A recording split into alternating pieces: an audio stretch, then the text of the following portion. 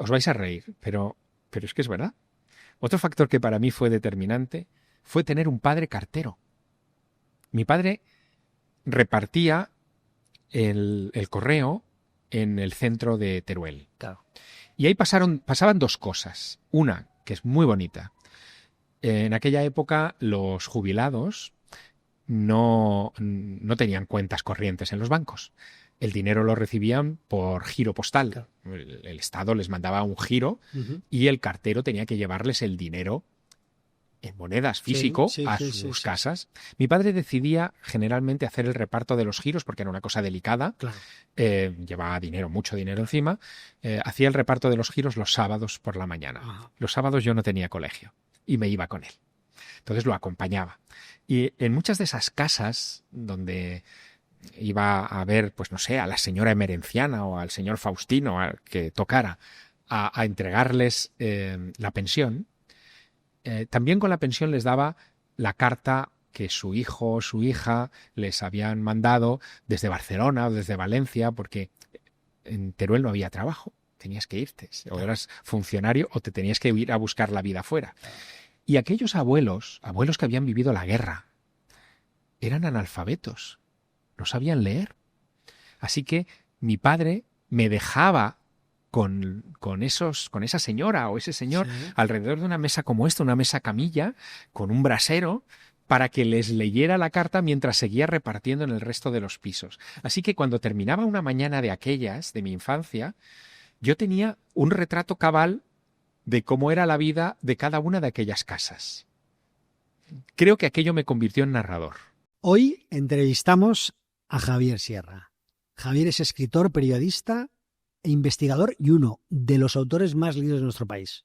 Sus novelas, La cena secreta, El maestro del Prado, El fuego invisible y El plan maestro, nos han hecho viajar por una España llena de símbolos, leyendas y secretos. Entre muchos de sus logros, cabe destacar el Premio Planeta y ser el primer español en la lista de New York Times de los 10 libros más vendidos en Estados Unidos con La cena secreta. Actualmente interviene en diferentes medios de comunicación y programas como Cuarto Milenio. Todo un privilegio para el podcast El Aprendedor entrevistar a Javier Sierra con mi compañero y amigo Eduardo. Así que vamos a la entrevista. Bienvenidos al podcast El Aprendedor, con César López Benito, donde encontrarás charlas para buscar caminos de mejora en lo personal y en lo profesional. Javier, muy buenas. ¿Qué tal? Qué lujazo tenerte aquí en el podcast. El lujazo es encontrar un lugar de conversación, así que como este lo es, el lujo es mío. Yo creo que entrevistarte es uno de los grandes privilegios de este podcast. Ya hemos entrevistado unas cuantas personas importantes y relevantes, ¿no? Pero Javier es ya de otra, ¿no? De otra pasta, ¿no? Bueno, Javier, yo creo que además lo sentimos también muy próximo porque es más o menos de nuestra edad. Ajá. Y yo creo que hay un feeling especial, ¿no? Lo de la edad es importante porque cuando estás inmerso en tu área generacional, nadie piensa en términos de la generación del 27, la del 98. Esto son cosas que se tendrán que juzgar dentro de unos años, pero yo sí que creo que esta etapa de finales del siglo XX, principios del XXI, ha generado un colectivo que va a tener que analizarse desde el punto de vista literario de manera importante. Claro. Javier, eres periodista, investigador, uno de los escritores más leídos seguramente de este país. Las novelas, Cena secreta, El maestro del Prado, El fuego invisible, aquí tenemos unas cuantas de ellas. Entre muchos de tus logros destacamos el Premio Planeta, destacamos que has sido no sé si el único escritor que ha estado entre los 10 más vendidos en Estados Unidos. Hasta ahora sí. En el top 10. Intervienes en muchos medios de comunicación, tanto en Cuarto Milenio, en la COPE, en revistas, haces podcasts, de todo, ¿no? Tocas muchos temas, pero por encima de todo tocas principalmente el mundo del misterio, el ocultismo, la magia, ¿no? Bueno, podríamos definirlo así, pero si le das una vuelta y lo enfocas un poquito más, te diría que el tema o los temas que yo toco son los temas importantes. No los urgentes, sino los importantes, los que tienen trascendencia. A mí me intrigan las grandes preguntas del quiénes somos, de dónde venimos y a dónde vamos. Y por encima de todas, lo que tiene que ver con una sola palabra de 4 letras que creo que es clave en todo esto, que es vida. Lo que hay antes de la vida y lo que hay después de la vida. Así que, claro, en ese marco, que es un marco complejo porque te acercas a las fronteras del conocimiento, siempre estoy ahí un poco al límite de lo que hemos comprendido y de lo mucho que nos falta por comprender, es donde yo saco el combustible para mis historias. Claro. ¿Y por qué crees que le interesa tanto a la gente este tipo de cosas? Pero ¿cómo no le va a interesar? Ya. Es que no solo le interesa, es que le importa. ¿O es que a ti no te importa saber qué te espera después de la muerte? ¿O no te interesa responder a la pregunta de si tu conciencia es algo que solo está dentro de ti o en realidad forma parte de una conciencia superior hacia la que quizá nos dirigimos cuando desencarnamos, ¿no? Bueno, esto que parece tan raro en una civilización y en un momento en el que parece que todo tiene que ser vitalista y de consumo y de materia, en realidad es lo más importante. El ser humano se mueve por sus creencias, no solo por su ideología. Claro. Es más, creo que cada vez menos por su ideología, porque esta está permanentemente en confusión, pero las creencias suelen ser ese reducto de luz clara que tienes dentro, estés o no en lo cierto, y que orienta tus pasos. Ajá. Si te parece, vamos a ir a tu último libro, El Plan Maestro. ¿Quieres que lo comentemos? Sí, bueno, podemos comentar un poco. Yo lo he leído hace muy poco, precisamente hace un par de días lo terminé y me ha parecido muy interesante. Bueno, además he tenido el privilegio de que te he mandado mensajes de WhatsApp mientras lo estaba leyendo. Sí, he tenido la crónica en directo de tu nivel de lectura. Y te decía, por ejemplo, que me parecía un gran libro, un obrón, te decía incluso, en lo cuantitativo y en lo cualitativo. Es decir, por la calidad y por la cantidad, pues en todos los sentidos, ¿no? Un libro como este yo creo que es un libro como que se viene escribiendo a lo largo de la vida, ¿no?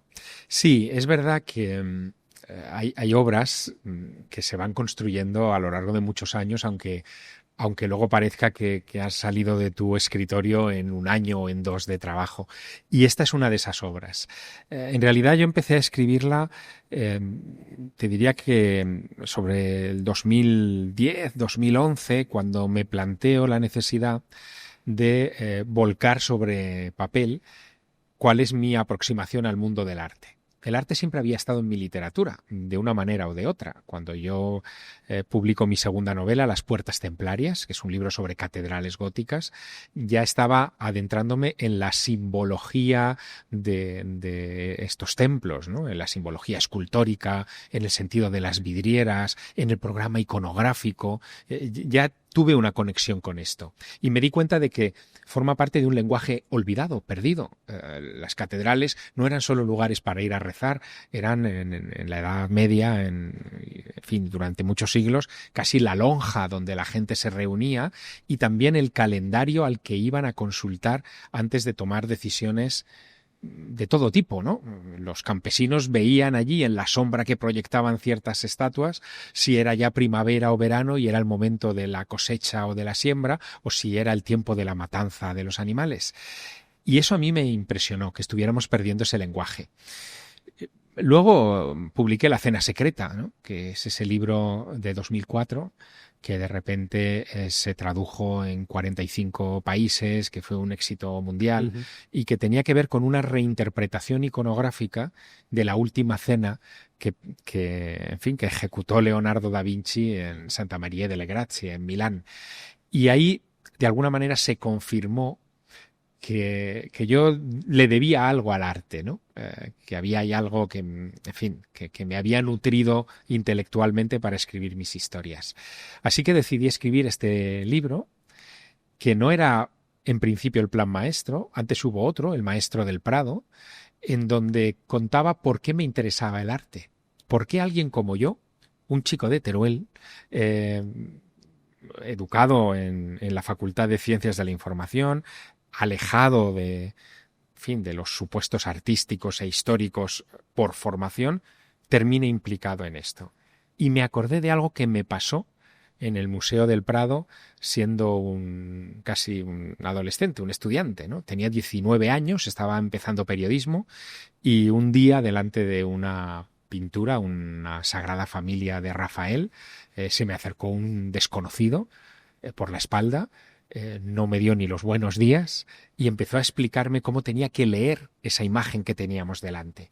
Me quedé tan impactado de la interpretación que hacía del cuadro que volví muchas veces a esa sala del museo con la esperanza de volver a encontrármelo. Como nunca nos volvimos a cruzar, convertí ese encuentro en un mito personal. ¿Quién sería este señor?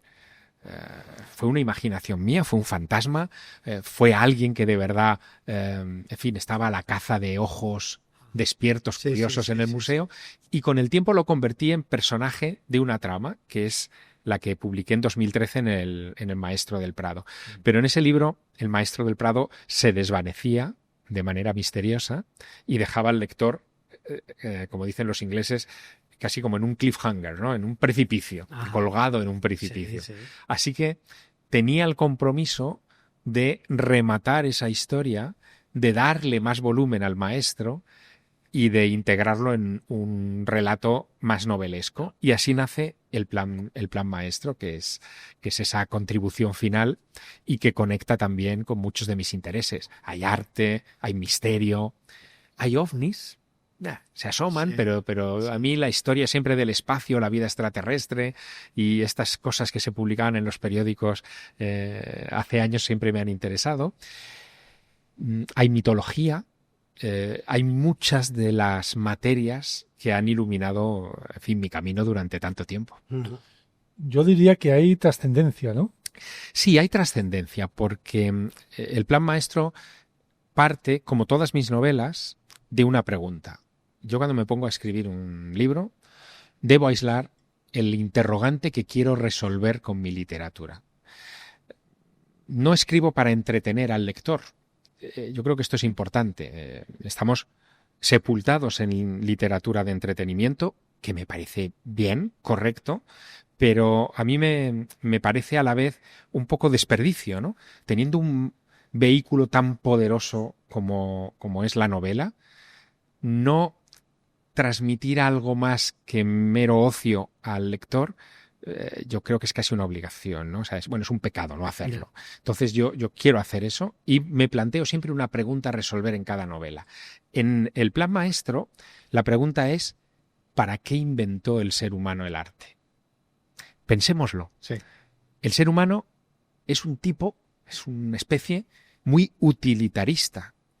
Desarrolla sus capacidades en función de lo que necesita para su supervivencia. Claro. El arte irrumpe en el Sapiens hace miles y miles de años. Es más, probablemente ni siquiera lo inventó el Sapiens, sino el Neandertal hace 70.000 años. ¿Para qué? Si en lo que estaban era en sobrevivir a una naturaleza hostil. ¿Por qué se metían en el interior de las cuevas, a veces en lo más profundo, oscuras, con una luz tenue, probablemente un hueso partido por la mitad con el tuétano ardiendo, y con esa luz insignificante se jugaban la vida para ir al fondo de la gruta y pintar allí unos monigotes? ¿Por qué lo hacían? Tenía que tener una función. Y yo creo que esa función tiene que ver con el desarrollo de lo que nos convertirá en humanos, realmente en humanos, que es la espiritualidad.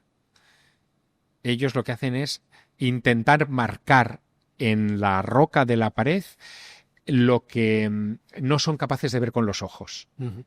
De alguna manera tratan de hacer visible lo invisible y pintan cosas que nadie ve. Entonces, si eso era así, ¿cuál fue el proceso y el camino de ese desarrollo? Y en esa aventura me metí para escribir esta novela. Claro. Yo tuve la sensación al leer el libro que abrías puertas dentro del libro. Vamos, de hecho yo creo que eso es claro y digamos que lo fui intuyendo, pero es que cuando al final queda más claro, ¿no? Pero que hables puertas, ¿no? Sí. De una forma muy trascendente, ¿no? Pero que al mismo tiempo como que esas puertas las abrías también dentro del lector, dentro de uno mismo, porque como que habrías caminos no explorados dentro de la mente del propio lector. A lo mejor de tu lector menos, porque está muy acostumbrado, pero quien no te haya leído tanto, yo le he dado unos libros, que es más, o sea, toda esa visión original del arte, y es que no quiero entrar mucho para no estropear al lector la lectura, Claro. pero ¿qué puedes comentar sobre esto?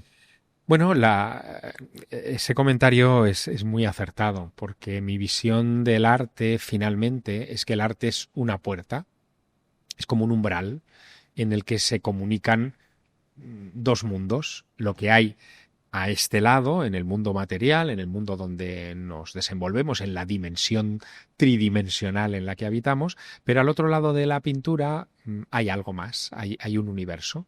Esa es una sensación que muchos visitantes de museos a veces tienen, ¿no? Es un trampantojo, es una ilusión, pero de repente el cerebro percibe que el cuadro no es un cuadro, que es una ventana por la que te estás asomando a una época o a un momento de la historia, ¿no? Y desde ese punto de vista, la llave que abre esa ventana, que permite que sea dúctil, que sea flexible, que se convierta también en tridimensional y no sea solamente algo plano, es la percepción. Y hay un juego en mi novela sobre este asunto de la percepción. Cómo de repente la percepción que tenemos nosotros, adultos del siglo XXI, es una percepción de consenso. Nosotros hemos decidido colectivamente, a través de la educación, de la formación de nuestros padres, del entorno, qué cosas vemos y qué cosas no vemos. Cuando somos niños pequeños, muy pequeños, esa visión impuesta por el colectivo todavía no se ha cristalizado dentro de nuestro cerebro, y de niños vemos cosas que luego de adultos dejamos de ver. Tenemos amigos invisibles. De repente salimos de paseo con nuestros padres, miramos al cielo y vemos caras o escenas en las nubes. Intuimos que hay un monstruo viviendo debajo de nuestra cama. Todo eso son formas de entender la naturaleza desde una óptica más animista. Cuando yo me doy cuenta de que en la prehistoria esos primeros creadores de arte tenían una percepción muy parecida a la de los niños, muy animista, donde todo en su entorno estaba vivo y era potencialmente hostil, me di cuenta de que el arte teníamos que interpretarlo desde esa óptica. Y cuando aplicas esa visión, en fin, juvenil, sensorial, instintiva, atávica al arte, el arte empieza a contarte cosas que no te explican las cartelas de los museos. De alguna manera el plan maestro educa, a medida que van pasando páginas los lectores, educa la mente del lector para recuperar esa mirada infantil, ¿no? Yo hablo ahí de lo que llamo Operación Vultus, que es un experimento que hice con mis hijos, llevándolos de pequeños, muy pequeños, a cuevas rupestres de Cantabria, para que me contaran ellos lo que veían, no para contarles yo lo que había. Y cuando ellos empezaron a contarme lo que veían en las cuevas, aluciné. Claro, tenían otra capacidad de entender la realidad. De eso se nutre un poco esta novela, ¿no? Claro. Y Javier, ¿qué es un maestro para ti? Porque hablas mucho del concepto del maestro. Claro. Me gustaría entender un poco. Bien, en ese proceso de elaboración de toda esta historia, que parte, como os decía, de ese encuentro con un señor en el Museo del Prado, delante de una pintura del Renacimiento, yo mitifico a ese individuo, Sí. lo convierto en un maestro. Es alguien que ha aparecido de repente, que se ha encontrado con una personita que podría ser el alumno y le ha enseñado. Como decía el viejo adagio sufí, ¿no? El maestro aparece cuando el alumno está preparado. Bueno, pues sería un poco la encarnación de ese instante. Pero cuando me pongo a trabajar en la nueva novela, en el plan maestro, para expandir esa historia, caigo en la cuenta de algo que torpe de mí no había visto antes.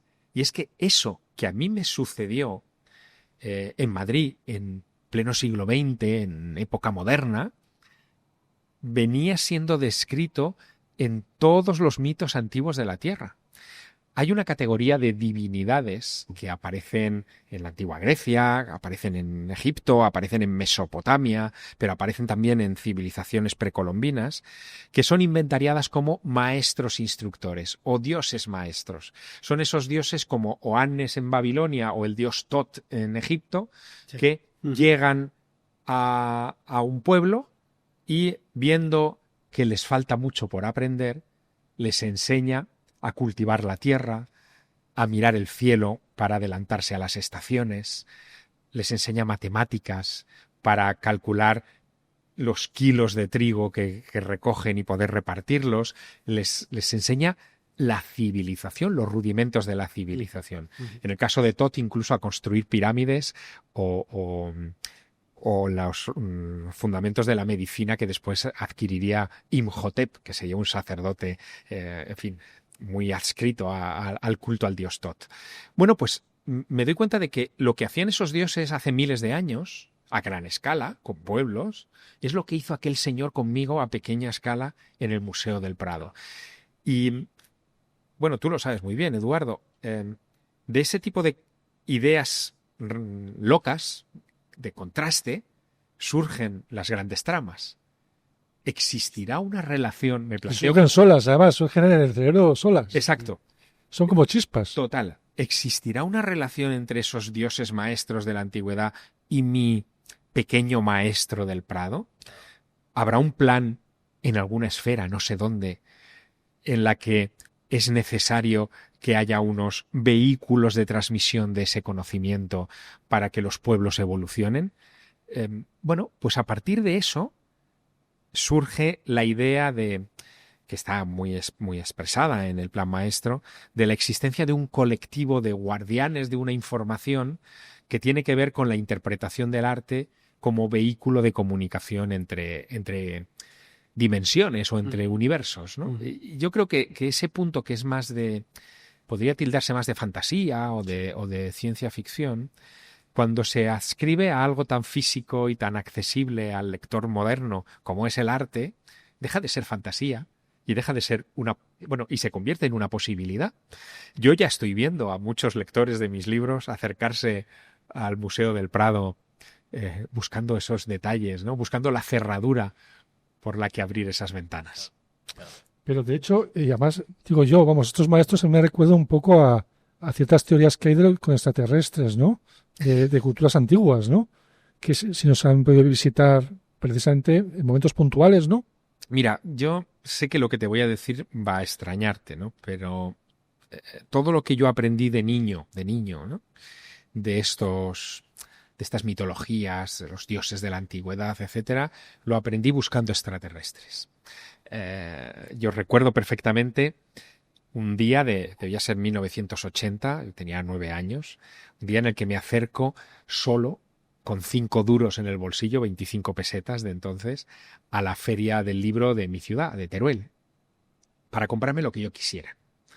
Y tropecé con un libro pequeño, lo guardo todavía, naranja, en una edición muy rudimentaria, rústica por supuesto, que casi se descuajeringaba ya cuando lo compré, que se llamaba Recuerdos del futuro, de Erich von Däniken. Erich von Däniken era un suizo que publicó ese libro en 1968 y que explicaba que todos los mitos, incluyendo lo que leemos en la Biblia, son interpretaciones con las palabras de la época, de la antigüedad, de un paleocontacto con extraterrestres. Llevó a su máxima expresión la tercera ley de Arthur C. Clarke, ¿no? Cualquier tecnología superior para un pueblo no desarrollado es indistinguible de la magia. Si Moisés se encontró con una expedición de extraterrestres en el Sinaí, ¿cómo describiría eso si no existían palabras para definir todo aquello nuevo, ¿no? Pues lo convertiría en algo divino y hablaría de la columna de nubes que guió al pueblo elegido durante el éxodo por el maná. El maná y tantas cosas. Claro, cuando yo leí eso, 9 años, estaba en catecismo. O sea, yo todos los domingos me quedaba en mi parroquia para que me prepararan para la primera comunión. Y de repente descubrí en ese libro que había otra interpretación radicalmente diferente y que además yo entendía muy bien, porque en los 80 se hablaba mucho de la exploración espacial, es la época en la que se está construyendo y lanzando el transbordador espacial, venimos de las misiones Apolo, en fin, todo lo del espacio, los astronautas, etcétera, está al cabo de la calle, ¿no? Sí, sí, sí. Así que yo veo lógico que la Biblia sea el mejor libro de ovnis de la historia. Me llevé unas cuantas collejas, ¿no? del catequista, porque me decía que eso eran tonterías, pero gracias a Däniken y a sus discutibles, pues se pueden matizar muchas cosas, discutibles teorías, pero interesantes, tomé contacto con cosas que un niño de 10, 11, 12 años, e incluso adultos muy maduros, no contactan o no encuentran nunca. Por ejemplo, me interesé por los Vedas. En los textos védicos de hace 5.000 años de la India se habla también de vehículos voladores de los dioses. Pues claro, se habla de muchas más cosas, Sí, sí, sí. pero a mí me interesaba eso. Así que me hice con el Mahabharata para tenerlo en casa. ¿Qué niño de 11 o 12 años busca el Mahabharata? Ninguno. Pero me contactó con eso. Y con esa búsqueda, que fue muy extensa en toda mi adolescencia y en mi etapa universitaria, yo tomé contacto con un montón de temas y de conceptos y de fuentes que a la postre han resultado ser enormemente enriquecedoras. Y esas fuentes y algunas de esas interpretaciones están también en el Plan Maestro. Porque este libro, que no lo hemos dicho, está protagonizado por un, entre comillas, Javier Sierra. Es decir, el protagonista soy yo, es un personaje literario, pero tiene mucho de mí, obviamente, no solo el nombre. Claro. Hay mucha autobiografía ahí implícita, ¿no? Sí, sí, sí. Y en esa autobiografía está toda esta mitología, entre comillas, extraterrestre con la que yo contacté siendo un chaval. Has comentado, quería además ir un poco a entender un poco cómo fueron tus inicios, un poco tu biografía, ¿no? Uh-huh. ¿Cómo eras de pequeño tan curioso, ¿no? Porque estás contando el Mahabharata, ¿no? O sea, tantas cosas que en aquella época, ¿no? Preparando la entrevista contabas lo que supuso para ti Cosmos, ¿no? De Sí. Carl Sagan, ¿no? Es decir, Pues mira, yo creo que hay varios factores, ¿no? Uno, que yo creo que te lo dirá casi a cualquier persona a la que le preguntes. Uno muy importante, la influencia, por supuesto, de la familia. claro. En mi caso, la influencia materna. Mi madre era una gran lectora, es una gran lectora, y tenía su casa llena de clásicos. Ujú. Clásicos son Los Sí. Tres Mosqueteros, Historia de dos ciudades, en fin, grandes clásicos del tiempo. Yo veía que mi madre leía esos libros y me intrigaba por qué pasaba tanto tiempo sin ver la tele y sin jugar al parchís, Sí. metida entre las Sí, tapas sí, de sí. una historia. Y al final, claro, descubrí lo que había allí por pura simbiosis con lo que hacía mi madre. Eso, fundamental. Claro. Otra cuestión que en mi caso creo que fue muy determinante es el haber nacido en una ciudad como Teruel, pequeña, fría, donde estar a cubierto es un premio. ¿Y dónde estás a cubierto en una ciudad como Teruel? Claro. Puedes estar pues no sé, en un bar con los recreativos de entonces o las maquinitas de matamarcianos, ¿no? De la época. Sí, puedes estar ahí. Pero también puedes estar en la biblioteca pública, ¿no? Y yo opté por ese camino. Claro. Mi primer carné de verdad en la vida, que no era del FBI ni en fin, ni de estas cosas que nos hacíamos de pequeños, Sí. fue el carné de la Biblioteca Pública de Teruel, ¿no? Ujú. Carné número 8 de la Biblioteca Infantil, me acuerdo. Y esa biblioteca hoy lleva mi nombre, ¿no? Que es algo Qué bueno. muy, muy emocionante, ¿no? Bueno, pues eso también fue un factor determinante. Y otro factor, os vais a reír, pero es que es verdad. Otro factor que para mí fue determinante fue tener un padre cartero. Mi padre repartía el correo en el centro de Teruel. Claro.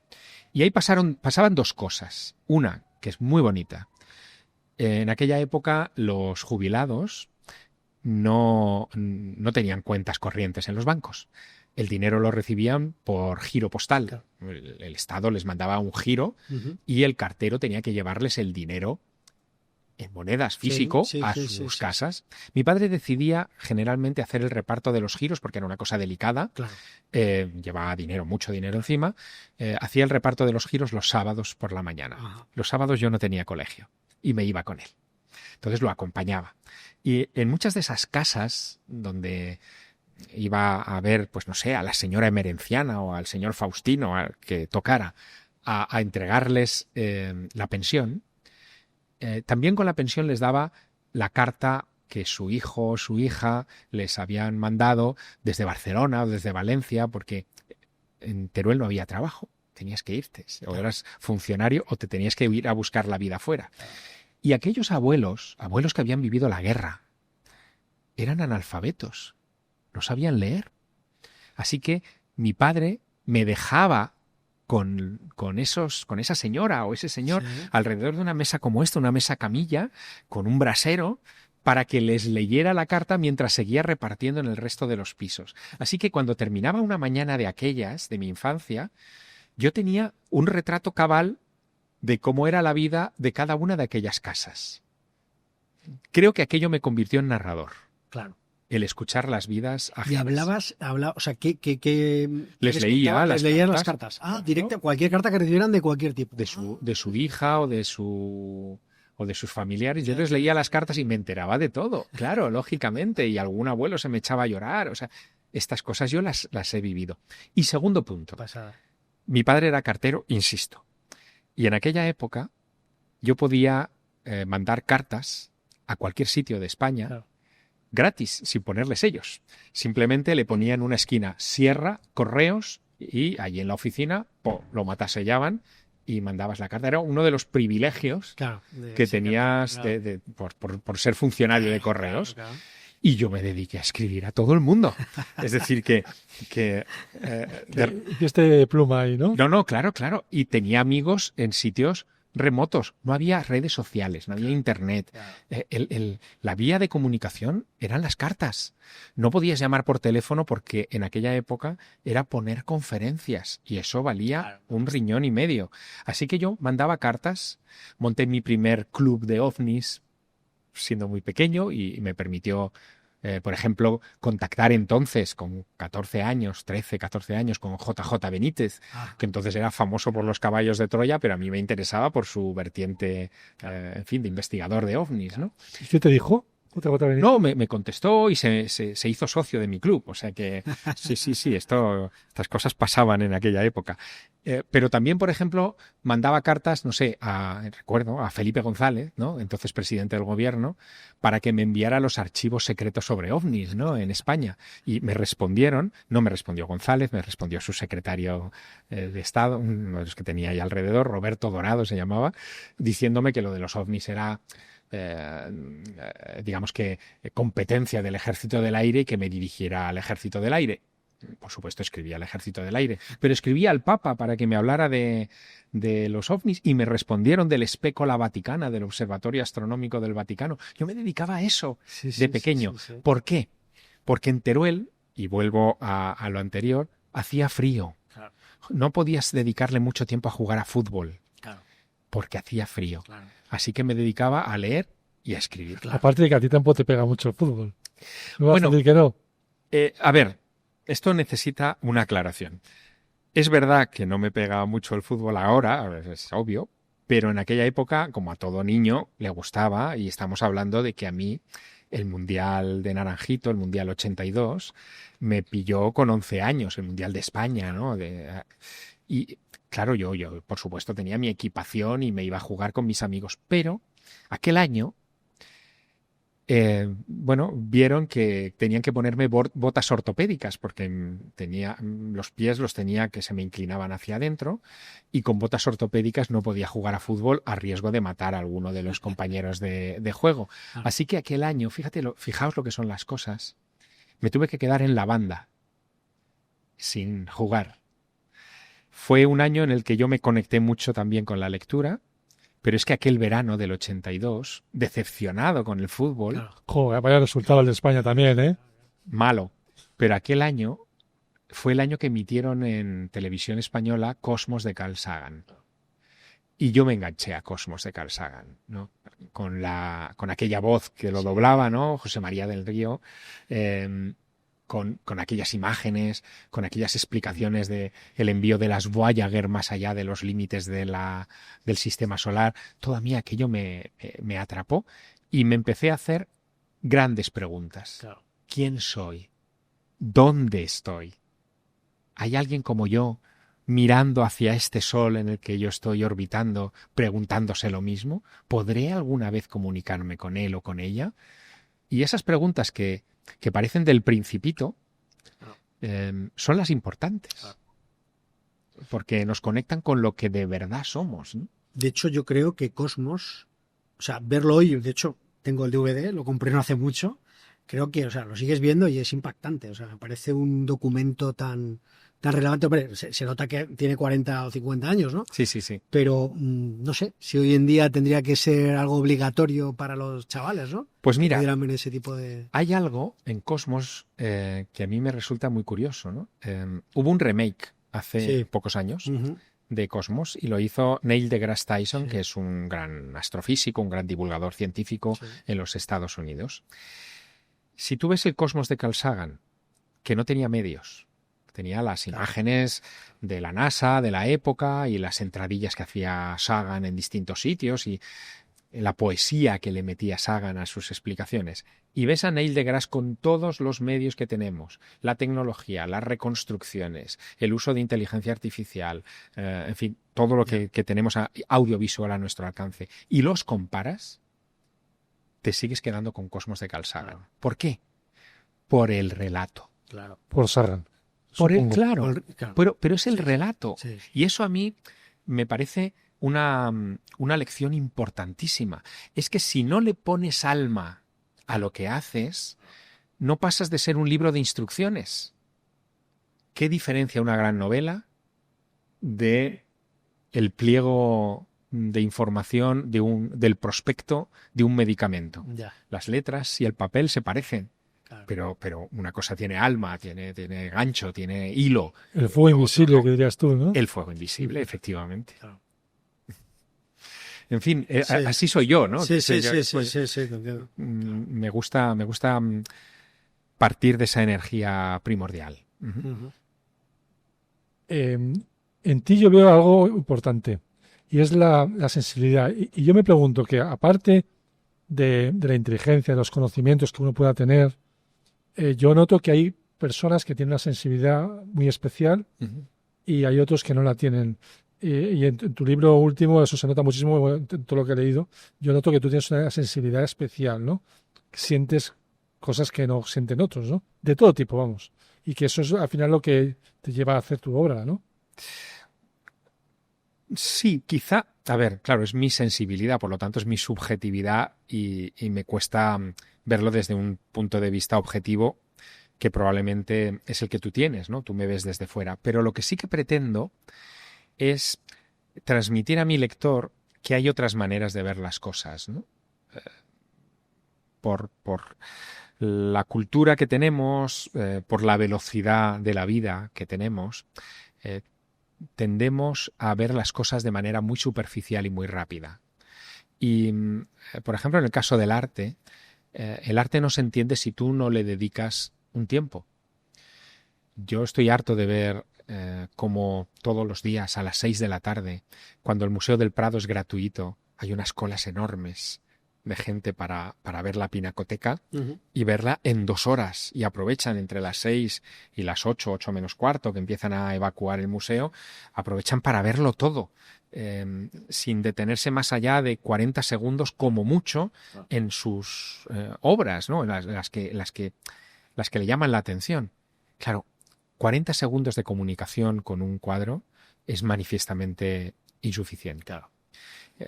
Al final tiene que haber como un proceso de diálogo con la pintura. Y cuando alguien te enseña a dialogar con la pintura, como a mí me enseñó aquel señor en aquella remota tarde de mi adolescencia, ya no puedes dejar de conversar con esos cuadros, ¿no? Yo muchas veces cuando entro en un museo, no tiene que ser el Prado, puede ser un museo comarcal, da igual. Cuando te encuentras con una pieza que te llama, te tengo la sensación de estar delante de un libro. Es un libro mudo.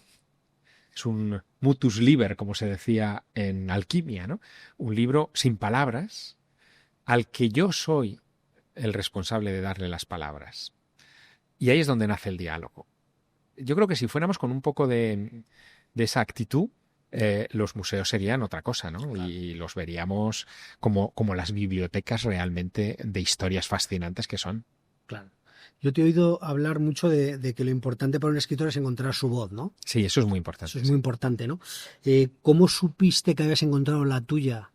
¿O en qué momento supiste esta es mi voz? Bueno, yo la busqué mucho, claro. Mis primeros relatos son de una edad muy temprana, ¿no? Yo con 8 o 9 años yo ya escribía mis cuentos, los ilustraba, les hacía una portada, les ponía debajo Planeta, porque mi madre leía libros de planetas, ¿no? En aquella época. Vaya premonición. Sí, ya ves, estas cosas divertidas, ¿no? Yo eso lo empecé a hacer ahí, pero claro, en esa época y durante muchos años yo actuaba por imitación de lo que a mí me deslumbraba. También dibujé mucho cómic, eso no lo sabe nadie, ¿no?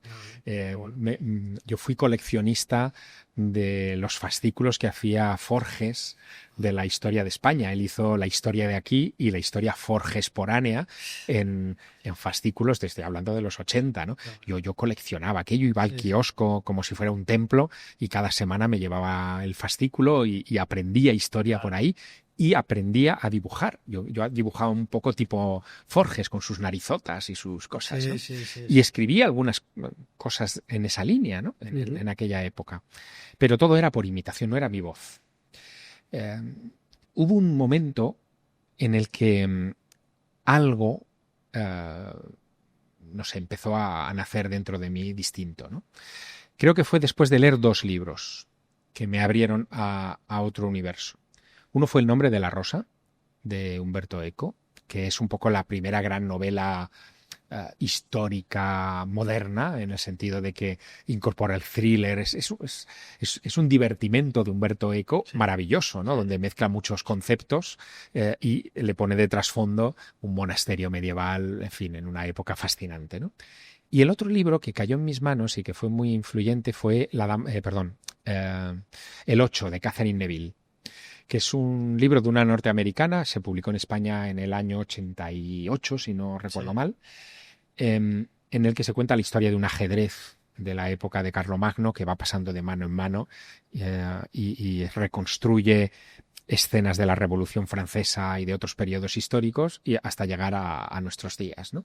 A mí esos 2 libros algo provocaron en mí y yo quise hacer algo con esa potencia, ¿no? Y escribí La Dama Azul, que fue mi primera novela. La novela la publico en el año 98 y debe a la obra de Catherine Neville ese solapamiento de tiempos, ¿no? De épocas. Acá hay algo que transcurre en la época de la llegada de los primeros misioneros españoles a Nuevo México y Arizona en el siglo XVII. Y luego tramas que son contemporáneas en Estados Unidos, en España, en Italia. O sea, voy mezclando. Ahí escuché el eco de mi voz. Y cuando ya me pidió el editor, porque la novela se publicó y funcionó muy bien, me pidió si tenía algún otro proyecto en la cabeza, ahí ese eco se transformó en un grito. Y ya... lo seguiste. Ya lo seguí. Y ya no he dejado nunca de escuchar esa voz.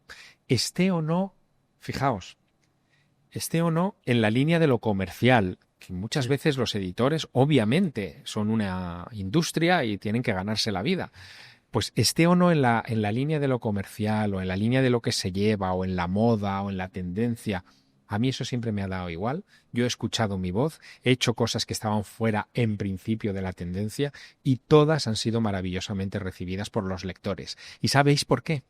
Porque creo, a mí me pasa, que una de las características o de los dones que más aprecia un lector en un libro es la verdad. No la verdad mayúscula, la autenticidad, que la voz sea de verdad. Y yo eso sí que lo aplico a rajatabla en mis novelas. ¿Y por qué es tan importante ser escritor? Bueno, no es importante para el escritor es importante para quien lea al escritor, ¿no? Es importante para los demás, porque es el transmisor de las historias, es el que sostiene la civilización. La civilización, queridos, es un relato. Esto que nos rodea es un relato que nos hemos concedido los unos a los otros. La democracia no existe, no existe físicamente, nos la hemos concedido. La medicina universal no existe, nos la hemos concedido. Hay muchas cosas de lo que somos. El dinero. El dinero es un concepto creativo. Claro. Y para que esos conceptos creativos arraiguen, hace falta quien los escriba. Es más, es imprescindible que alguien los escriba. Por eso, para mí, bueno, soy un narrador y me gustan mis historias y por eso las transmito, porque tengo esa necesidad. Para mí son importantes desde ese punto de vista, pero sé que son mucho más importantes para los lectores porque configuran civilización. Somos chamanes, Sí. brujos de la tribu, algo Sí. parecido, ¿no? Claro, pero es ese papel que hoy encarnaríamos si no tuviéramos televisión y tuviéramos que transmitir lo que han hecho nuestros abuelos a nuestros hijos alrededor de un fuego de campamento, ¿no? El chamán en la prehistoria, en la boca de las cuevas que después pintarían, era el escritor de nuestros días. Y hoy hay mucho escritor, cuidado, escritor no es solo el que publica libros, escritor también es el que escribe el guión de una buena película, de una serie. Naturalmente. O sea, eso también son cosas escritas, ¿no? Uh-huh. Aunque a nosotros nos llegue a través de la imagen y no haya que leerlas como leemos negro sobre blanco. Porque al fin y al cabo la televisión es un medio, o sea, es lo mismo de siempre, pero proyectado, ¿no? Eso es. Es un medio para proyectar más lejos lo que se creaba como siempre se ha creado. Aunque tiene una cosa la televisión que es digna de análisis, porque la televisión es una ladrona. Te está robando a ti como lector la capacidad de crear con imágenes. Esto no lo hace ni la literatura ni la radio. En la radio tú cuentas una historia y es el oyente el que imagina toda la secuencia en su cabeza. Se desarrolla dentro de nuestro cerebro una magia tremenda, invocada por las palabras. En realidad, cuando leemos aquello del ábrete sésamo y la cueva de Alí Babá se abre con todos sus secretos, no deja de ser una metáfora preciosa de lo que provoca la literatura en nuestra cabeza. Los secretos están en la cabeza y llegan unas palabras secuenciadas en un texto o en un programa de radio y las pone en marcha. En cambio, la tele o el cine te las impone. Si uno lee a J.K. Rowling Harry Potter, se imagina Hogwarts y toda la historia a su manera. Y probablemente de una forma, yo leí los libros antes de las películas, mucho más abrazadora de lo que luego serían las películas. Pero ahora es imposible leer a J.K. Rowling sin ver a Daniel Radcliffe haciendo de Harry Potter. Nos han robado a Harry Potter. Es el signo de los tiempos. No lo digo como lamento. Sí. Pero es una verdad que me encanta que podamos reflexionar. Y si es así la televisión, ¿qué es la inteligencia artificial entonces? La inteligencia artificial es ese esfuerzo que está haciendo el ser humano por sacar de su cerebro los mecanismos de producción de todo, ¿no? Y ponerlos en una máquina.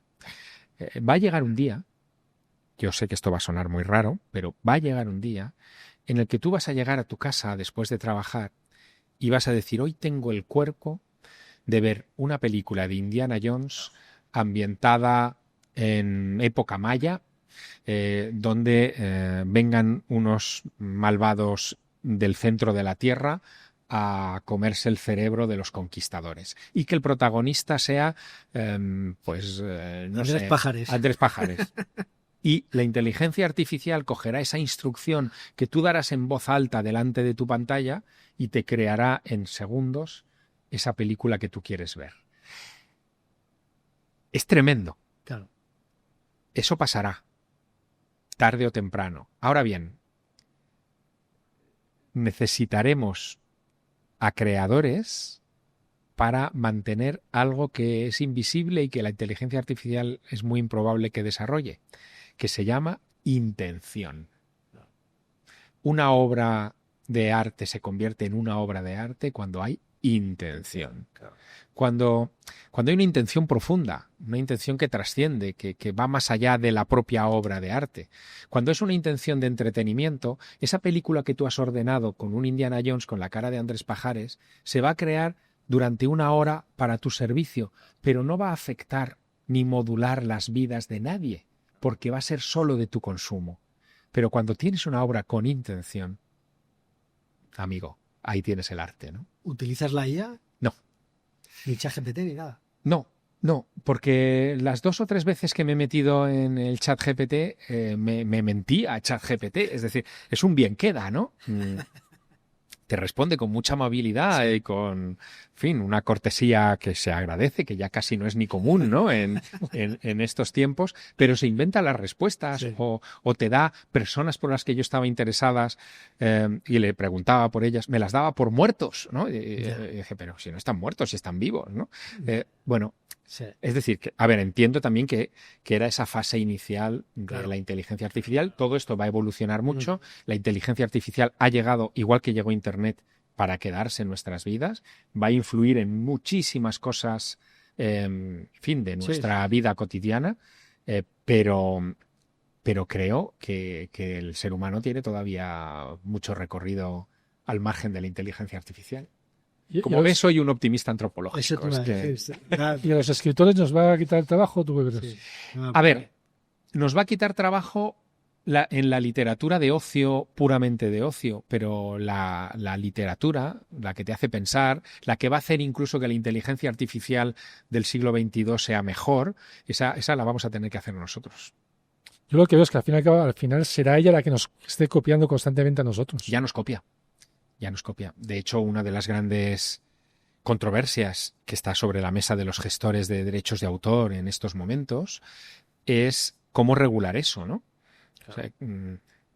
O sea, la inteligencia artificial está alimentada con mis novelas, seguro, y con mis libros y con los tuyos. Claro. Y si tú dices, quiero que me hagas un cuento ambientado en tal sitio, en tal época, al estilo de Javier Sierra, va a hacer un esfuerzo la máquina por imitarme, porque tiene esos referentes. ¿Con qué grado de acierto o no? Eso lo iremos viendo, ¿no? Y con las voces también lo está haciendo. Con voces, Sí, con imágenes. claro. Ahora esto falta poco tiempo para que de repente volvamos a ver estrenos en la cartelera con Clark Gable. Ya. Esto terminará pasando, obviamente. Pero ¿qué implicaciones tiene todo eso, ¿no? Ya. Bueno, son muchas. Ya. En el fondo, la inteligencia artificial, sé que lo simplifico, pero es el último esfuerzo humano por superar a la muerte. Buen Porque titular. sí, Sí. pero si lo piensas es así, porque es esa tecnología capaz de resucitar a los que se han ido Ya. Claro. Sí, de múltiples sí. maneras. Hemos visto actores en Sí. Star Wars que ya estaban muertos y que sin embargo ya están paseándose otra vez por las películas.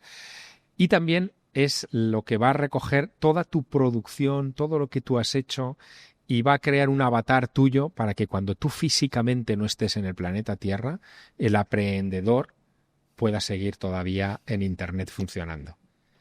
Inquieta, Sí. pero hacia eso vamos. Sí. Qué bueno. Yo siempre pienso que con la tecnología al final el ser humano se coloca siempre delante de los bueyes. O sea, que todos los inventos que hay, al final el ser humano se coloca delante. Bueno, habrá algunos que se colocan detrás. Y sin Pero, embargo, o sea, que sí. el que dirige, al final es el ser humano. Sí. Hombre, a ver, el ser humano es el que crea la tecnología, obviamente. Y sin embargo, no hemos creado todavía un robot que nos haga las tareas domésticas, ¿no? O sea, que me haga la cama, que me prepare la comida cuando llego a casa.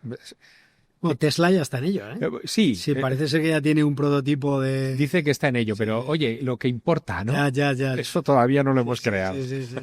Bueno, sí, igual en 3 años está eso, no lo sé. Bueno, pero ya hay muchas cosas y los Sí, electrodomésticos son cada vez más eficientes. Una pregunta, Javier. Heráclito decía que el carácter era destino. Ujú. ¿Cómo es tu carácter? porque tu destino ya lo estamos viendo. Ujú. Estás aquí y eres como eres. Pero ¿cómo crees cómo crees que es tu carácter para explicar lo que has llegado a ser? Bueno, yo creo que mi carácter se construye mucho sobre el verbo descubrir, ¿no? O sea, a mí me gusta la acción de descubrir, la acción de viajar, de conocer cosas nuevas.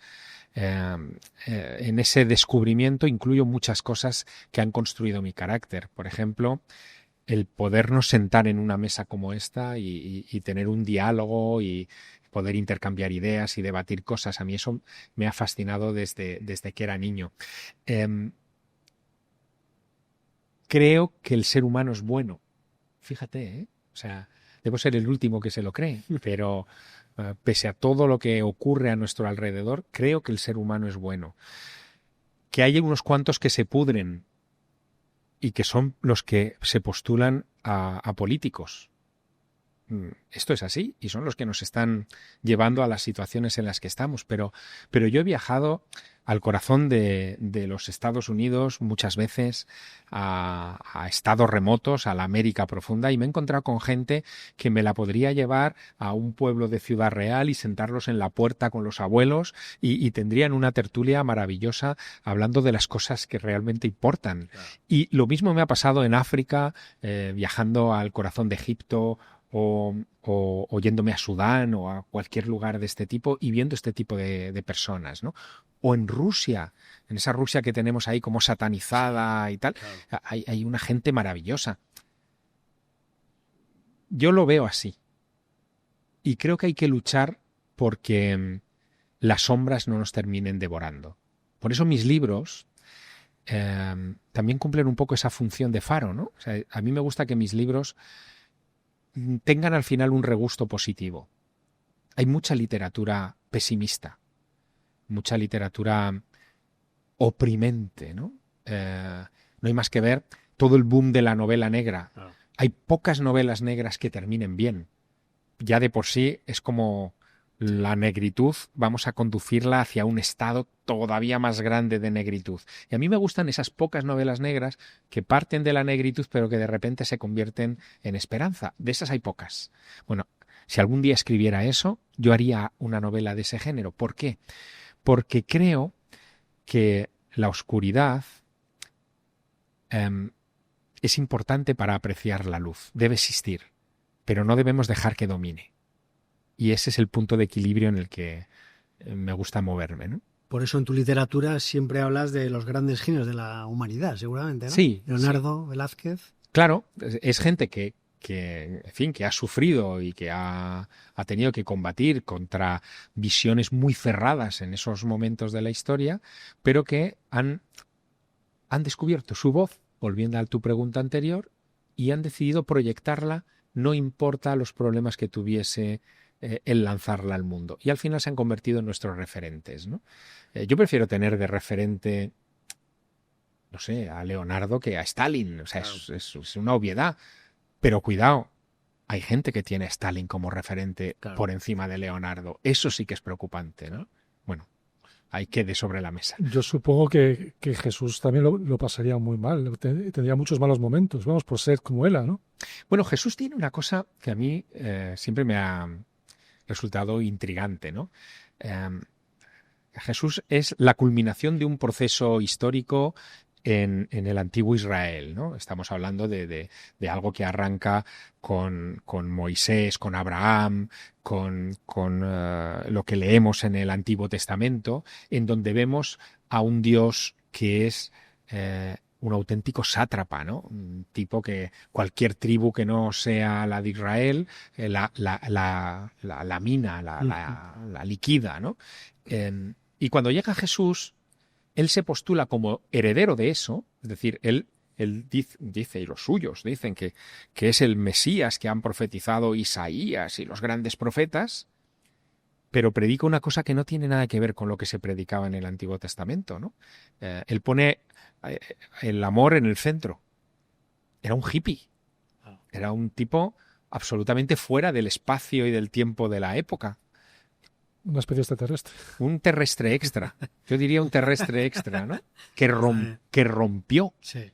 con una inercia. Entonces, claro, desde ese punto de vista, por supuesto, yo lo considero en esa categoría de grandes humanos, genios. Claro. Luego ya lo divinizamos y ahí entramos en otra historia, ¿no? Pero sin entrar en esa segunda historia que es más de la fe, el Jesús persona, el Jesús humano es tremendo. O sea, es alguien que rompe con una inercia en un lugar donde no... Claro. En fin, el término amor no se contemplaba, ¿no? Bueno, crea el Nuevo Testamento a partir de ahí, que es un cambio radical en Sí, claro, es un la giro de historia guión. sagrada. Es un giro de guión, sí. Hablando de tu carácter, los que te conocemos o los que te hemos tratado, está claro que eres una persona encantadora, ¿no? Pero ¿nunca te enfadas? Sí, claro. Sí. Sí. Lo que pasa es que me enfado para adentro. No, sí, claro. Obviamente tengo también mis momentos. Lo que pasa que deliberadamente y desde pequeño he intentado controlar una secuela del enfado terrible que es la ira, ¿no?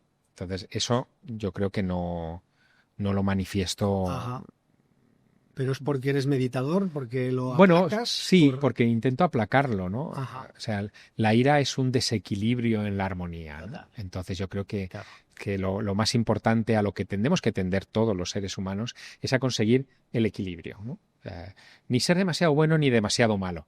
Es que ser demasiado bueno es malo. Ya. Y ser demasiado malo no necesariamente es bueno. Claro. Hay que encontrar ese punto de equilibrio. Sí.